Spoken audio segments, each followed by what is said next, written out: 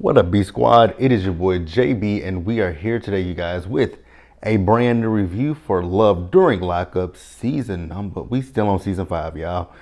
Season 5, episode 51. The episode was titled Sugar Mama Drama, you guys. Now, before we do get into the review, if you guys are watching this video or any other video on the channel and you guys aren't subscribed yet, then I need you guys to do me a solid favor and stop taking me out on this date and then having me pay for it at the end of it.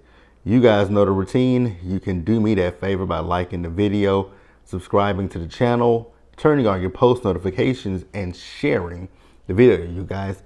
And with that out of the way, without further ado, let us go ahead and get into this episode of Love During Lockup, shall we? All right, you guys. So we got 6 couples this season of Love During Lockup.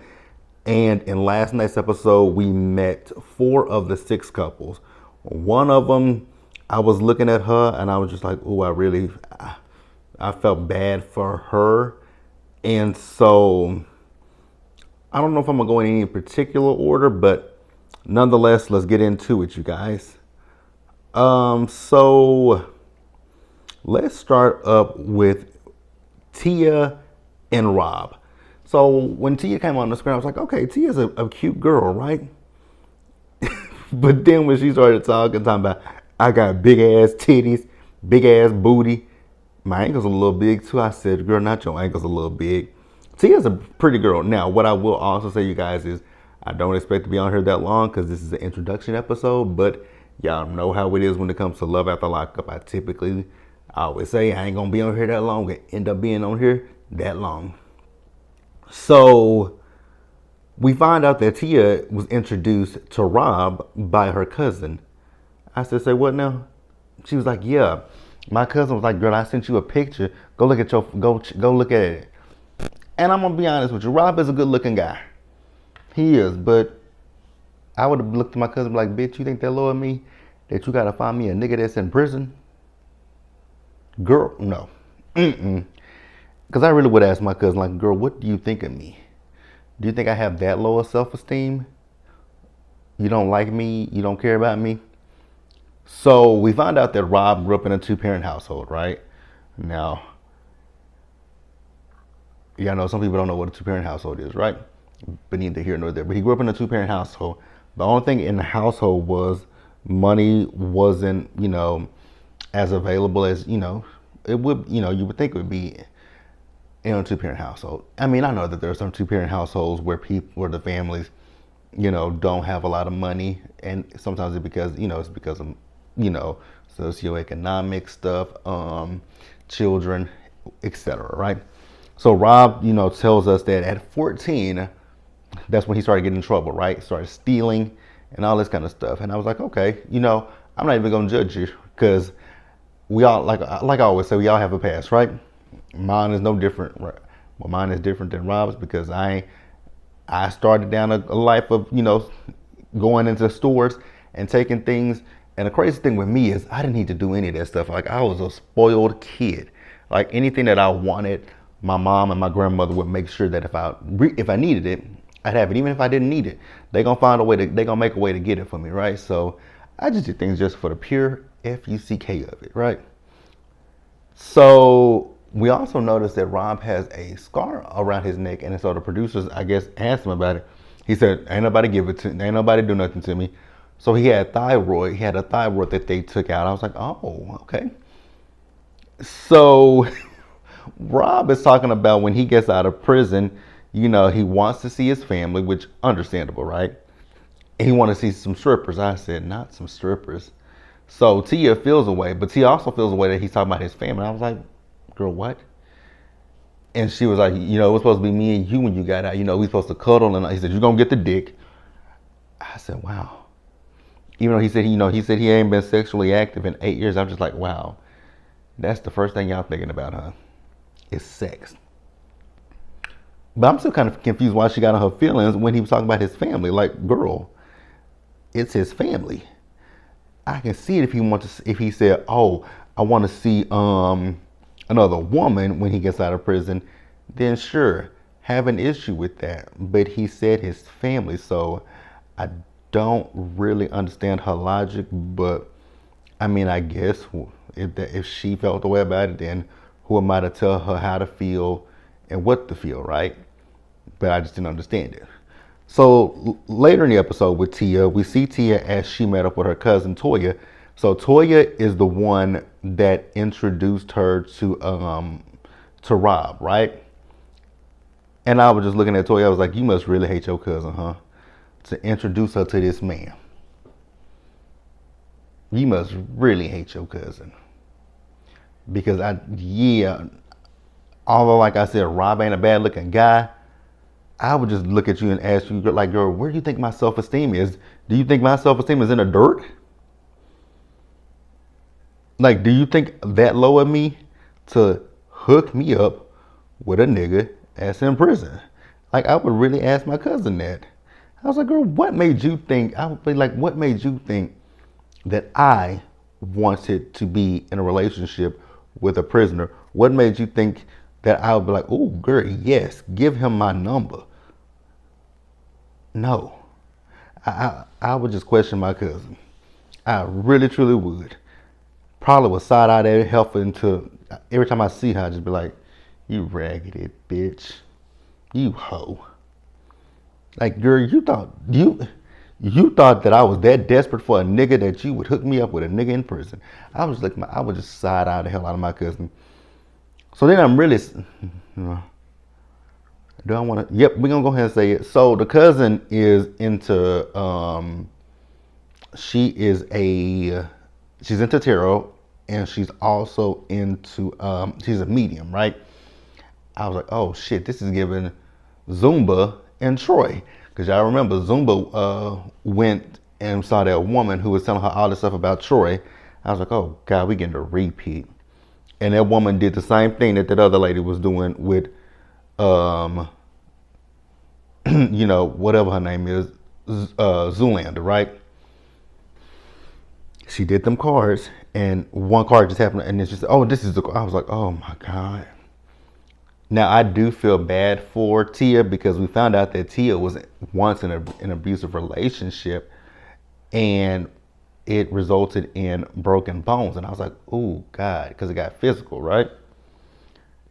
And I was thinking to myself with Tia, I was like, have you gone to therapy? Because she started crying, which I understood her crying, but I was like, have you gone to therapy? Because it seems like you still are dealing with this stuff, right?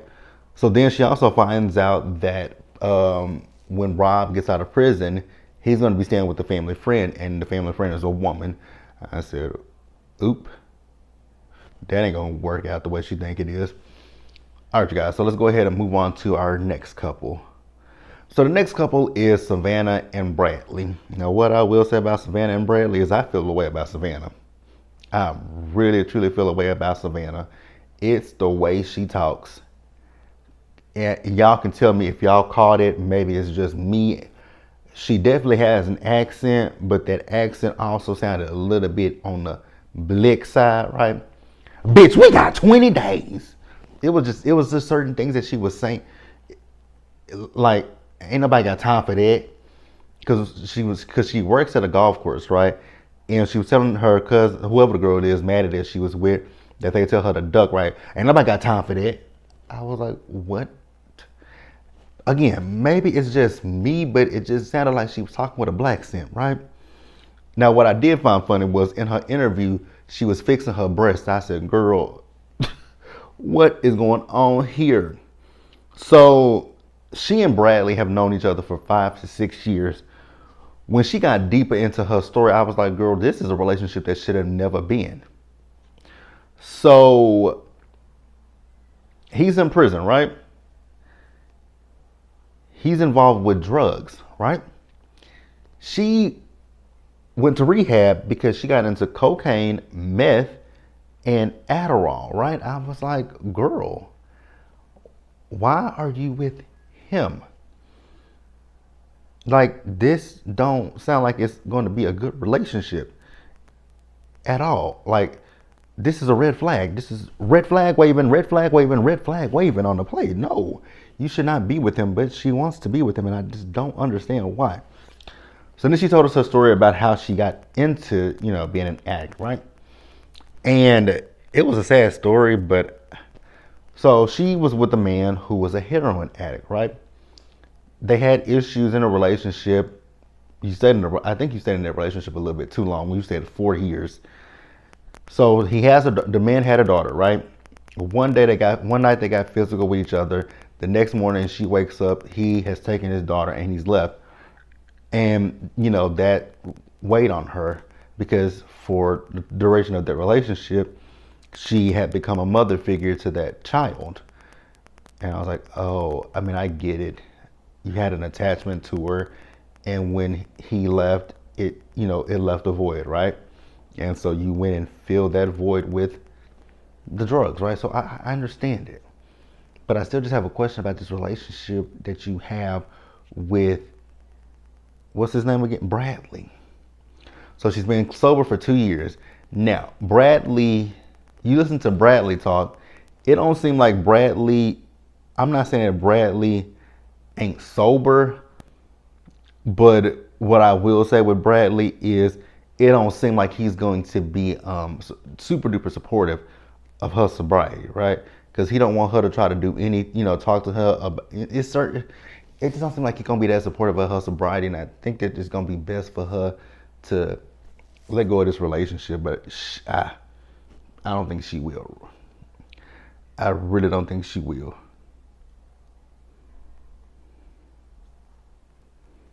So let's move on, you guys. We're still sticking with Savannah. So Savannah currently lives with her mom and her grandmother in a nice house, but it also like a plantation house at the same time. She said her grandmother designed it after Thomas Jefferson's house. I was like, lady, that house looks like a plantation. But if you like it, I don't love it. But if you like it, it's for you, right? You gotta live there. So her mom is making tacos when she gets home. And so she's on the phone with Bradley. And so her mom asked Bradley, like, what is his plans once he gets out of prison? Do they plan on going to rehab? And we find out that this relationship is toxic because they argue with each other. He cussed her out previously and hung the phone up in her face. I was like, again, why are you in this relationship with him? So the mama said they need counseling. I was like, they don't need counseling. They need to break up. So then she just keep going down a rabbit hole of hell no for me. This man was her weed dealer. I said, you're a recovering addict. Why would you then get in a relationship with your former dealer? That don't make a whole lot of sense to me. But if these are things that people like, I'm not gonna champion it on, but do you. All right, you guys, so let's go ahead and move on to the next couple. So I'm skipping over one couple for a particular reason, and I'm gonna come back to them. So we're going to the last couple that we met in the episode, Kate and Hunter. This was the last couple that we were introduced to in this episode. So we see Kate. Kate lives in Scottsdale, Arizona. So Kate is taking her dog to his trainer, right? And, the dog is a little rambunctious. So the trainer's like, so what's going on with the dog? Because he don't typically act like this. So she's like, well, we're about to make a change. Hunter is about to come home. Now, Hunter's a very handsome guy too. So I'm like, okay, we got some good looking people this season, right? So we find out that she met Hunter at a local coffee shop, right? And they dated for a year or so before he went to prison. So he went to prison for driving under the influence of marijuana, right? And she said there wasn't like a red flag for her. I said, oh, do you have some DUIs in your past? Because if you do, no judgment, but that ain't a red flag for you? That ain't a red flag? Okay. I guess. If it ain't a red flag to her, then it ain't a red flag to her, but it kind of would. Nah. Here's the thing. Would it be a red flag for me? It wouldn't be a relationship that I would run towards. Let's just say that. It damn sure wouldn't be a relationship that I would be running towards. If anything, I would be running away from that relationship. But hey, that's me. And I can only speak for myself. But yeah, So he's about to get out of prison, right? Now, what we find out is, so he called her on the phone and he was like, I fucked up. It's the women. I said, the women? And she didn't seem that surprised when he said that. I was like, girl, you ain't cussing women. What women? She ain't going off because she knows about these women. I said, oh, so you pimped your man out. She said, yes, I did. And I was like, well, can you explain? She said, sure. So she's a yoga instructor. I said, okay, what they got to do with the price of tea in China? She said, well, I'm a yoga instructor and I don't make a lot of money. I was like, so how do you support yourself if you're a yoga instructor and don't make a lot of money? She didn't answer that question. So she did elaborate. She was like, well, I don't make a lot of money, so I signed him up for a prison pen pal website. I said, huh? Again, how do you support yourself? You're more worried about the man than you are yourself, right?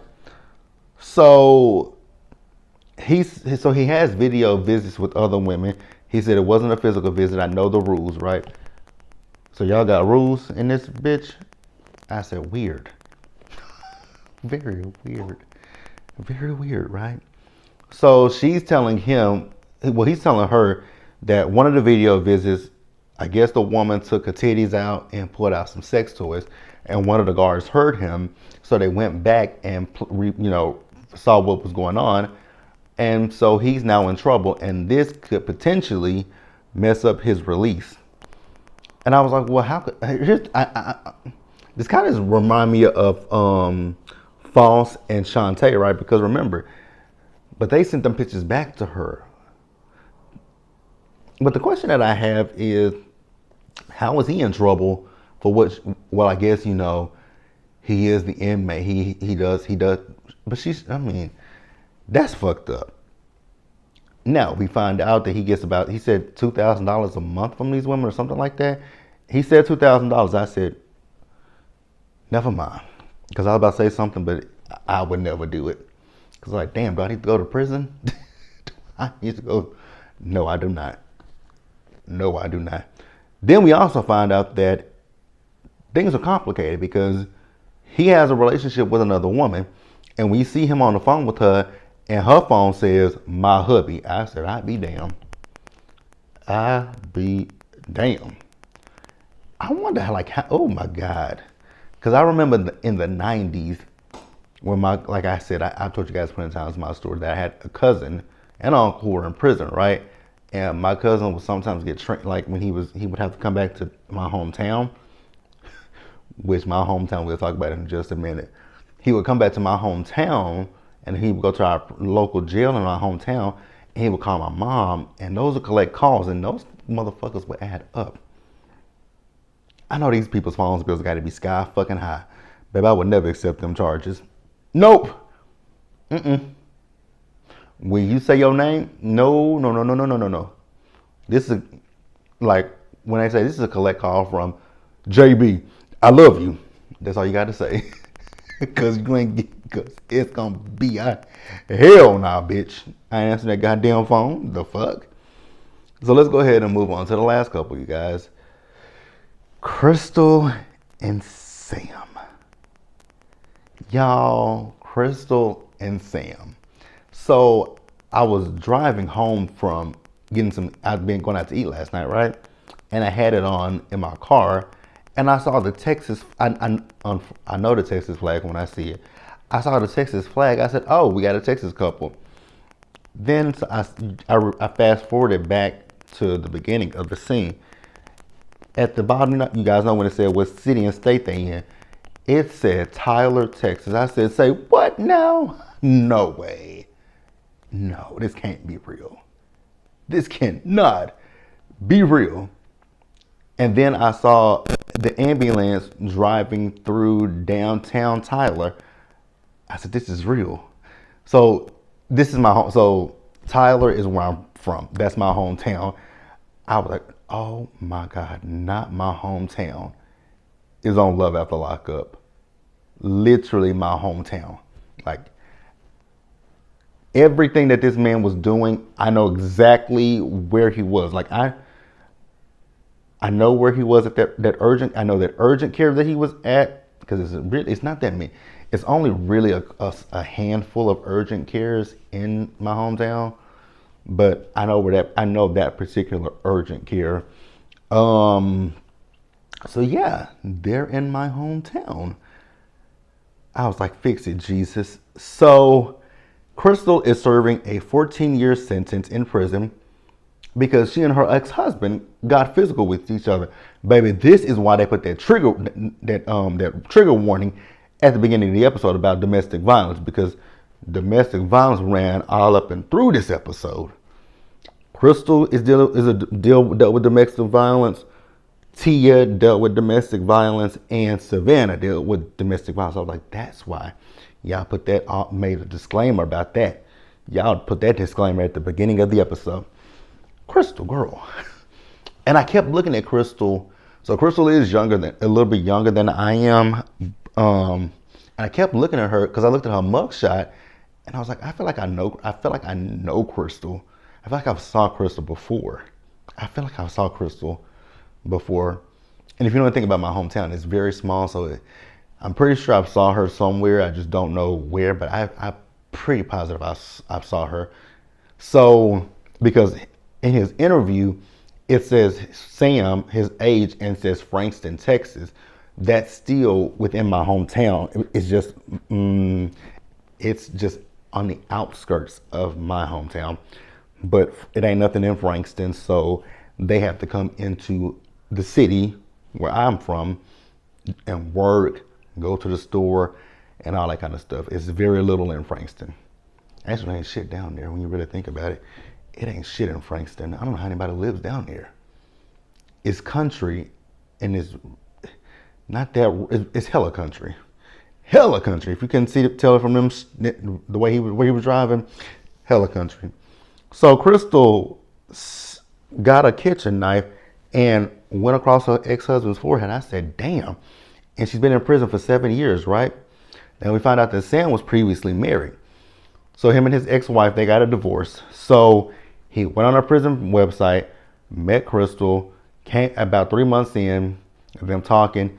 He flew down here to see her, and he went back home to Oregon, and he knew from that moment forward that he was going to make his way back to Texas, and that's exactly what he did. And they got married. So they've been married for 2 years at this point, right? Now, Crystal is jealous and don't want him to go out. Talking about she doesn't trust him. Girl, and you sitting here talking about you got a secret from him, but you don't trust him. Okay, girlfriend. The delusions, right? The delusions. So when he was getting ready to go to Crystal's grandmother's house, Rita is her name, right? I know exactly where he was. When I saw that bridge, I was like, oh God, I hate that bridge. I hate that bridge because it's over it's over our Lake Tyler. It's over it, and it's 3 of them that you have to drive over. You drive over one, and you keep driving. Is it 3 or is it 2? I think it's about 3 or 2 of them that you have to drive over. Either way it go, I hate it. Every time because I have family who, like when I go visit my family in Jacksonville, Texas, I have to go that way, and I have to go over that bridge with that water, and it just scares the shit out of me every time I do it. And I've been driving for a very long time, right? So he says that Crystal's grandmother is his closest friend in Texas. I said, that's a damn shame. That's sad that this lady won't let you. Dude, she's in prison. How would she know if you went out with anybody? Also, there's not a whole lot to do in Tyler, so I don't know what her problem is because it ain't much to do there. It ain't much to do. Really, it ain't much to do in my hometown. So I don't know what she's tripping off of. Because let's think. There are bars in my hometown. So, dude, just go to go to a bar, go to any of the bars in Tyler. She would never know the difference because from Tyler to Frankston, where Rita lives, you can go out and be back home in 15 minutes tops. 15, 20 minutes tops. Nigga, dude, take your ass out to a club. But again, there's no clubs there. Take your ass out to a bar. You can go to Cheddar's. You can go to Fridays. You can go to Jake's. You can go to where's Rufus still there in Tyler?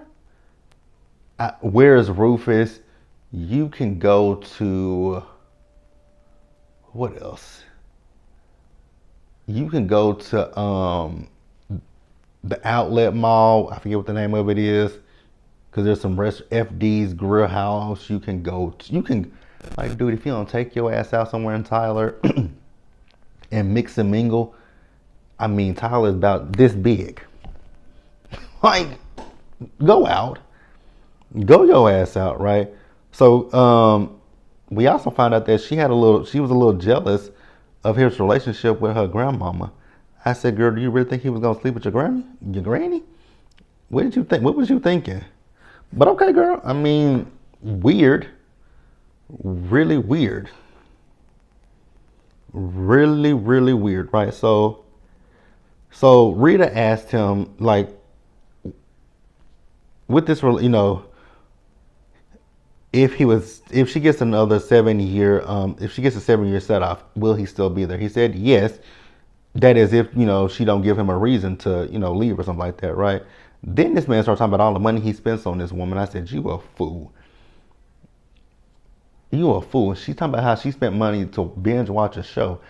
I was like, so they have some of the similar luxuries that we have out here in the free world. Because a prison issued tablet, okay.